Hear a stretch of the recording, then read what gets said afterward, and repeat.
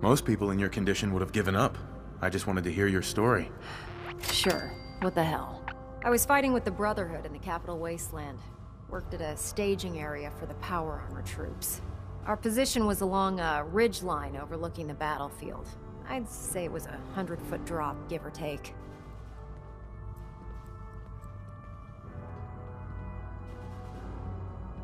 Who were you fighting? Super Mutants.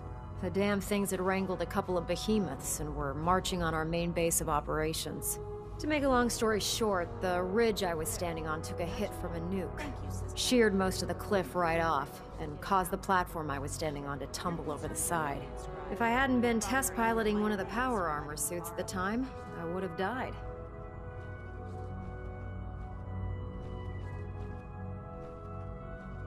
Wow. It's a miracle you survived. Nope. Just simple engineering. My power armor absorbed most of the impact. And I wouldn't call having both of your legs crushed surviving. Anyway, I'm sure you're here to get your hands on some power armor. There's a pretty decent T-60 suit sitting in Bay 3 that's all yours. The left leg actuator's a bit sticky, but it'll keep the creeps off of you. Oh, and if you need any work done on it, feel free to use the workshops around here. Now, if you'll excuse me, I need to get back to work.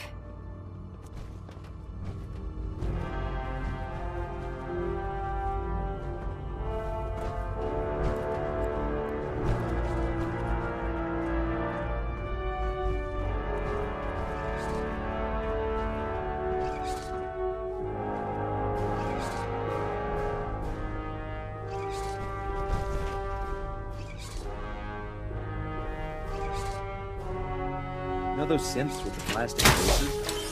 I need to hack out.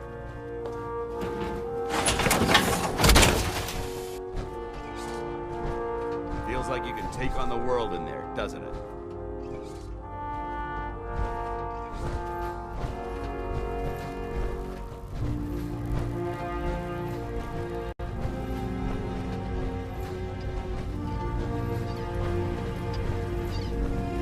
Step forward, Knight.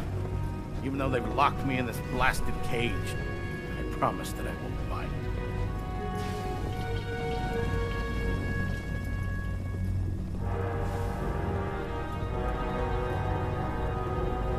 Looks uncomfortable in there. It's not that bad.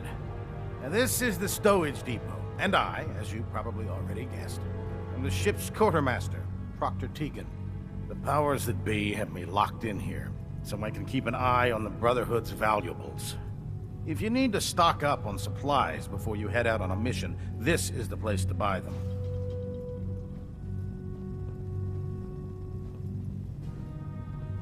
That's good to know. I'm glad you're the agreeable type. When I tell most of the new recruits that they have to buy their own equipment, they give me the stink eye. The good news is by having a constant flow of caps, I'm able to buy whatever you bring me. Yeah, I'm mostly interested in weapons, but I'll take anything useful. Of course, if you're just looking to make a few caps on the side, I might have some extra work for you to do. I could use some extra caps. You need them, and I want you to spend them here. It's a match made in heaven. It just involves a little bit of heavy lifting and interacting with the local farms.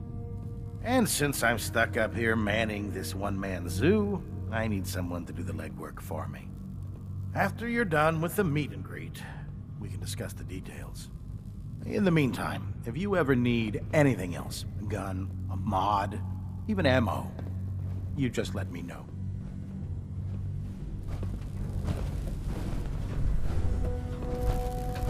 Hail, Knight.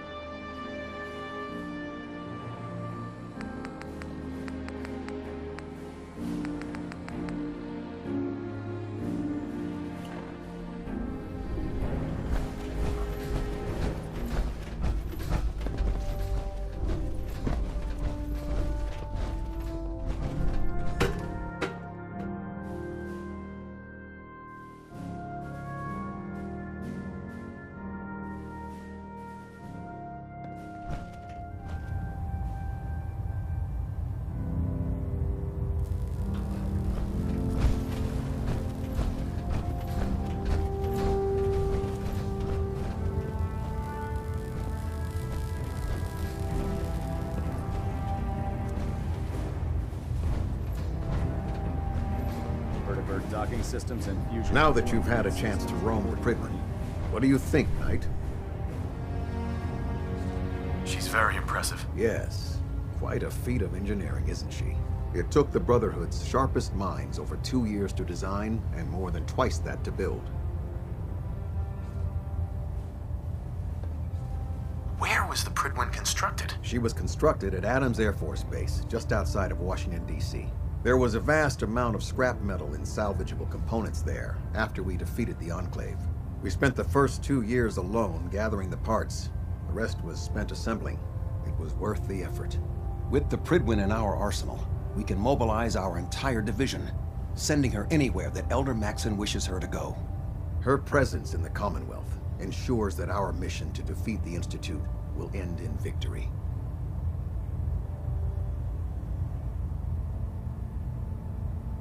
Did the Brotherhood ever build other airships? There were less advanced versions of the ship built on the West Coast a long time ago.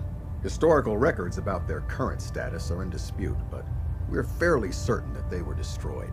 In any event, I hope your tour of the Prydwen helped acclimate you to our way of life up here. I think you'll find that the more familiar you become with both her capabilities and her crew, the longer you'll survive as a member of the Brotherhood. You're dismissed, Knight.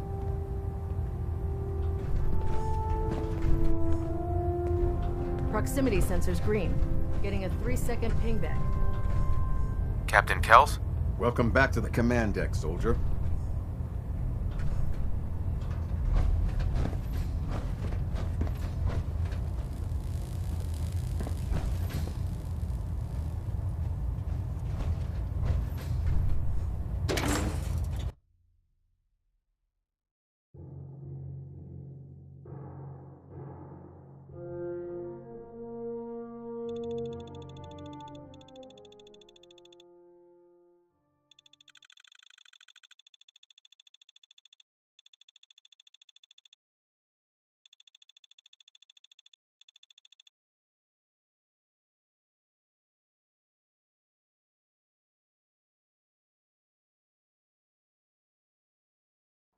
At Victorium, Knight.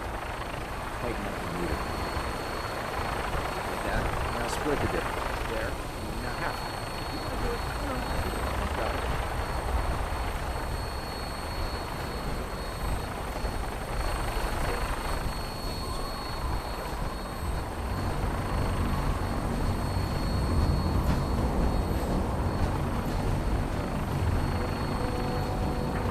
Now that you've familiarized yourself with the Prydwen's crew, are you ready for your next assignment, brother? Yes, Elder. Good. Let's get right to it then. Shall we? Take a look over there. That's Fort Strong. And it's infested with super mutants. Having those aberrations of nature close enough to smell is making me sick to my stomach. To make matters worse, they're sitting on top of a massive stockpile of Fat Man shells we could use in our campaign. I want you to head over there, wipe out everything that moves, and secure that stockpile. Understood?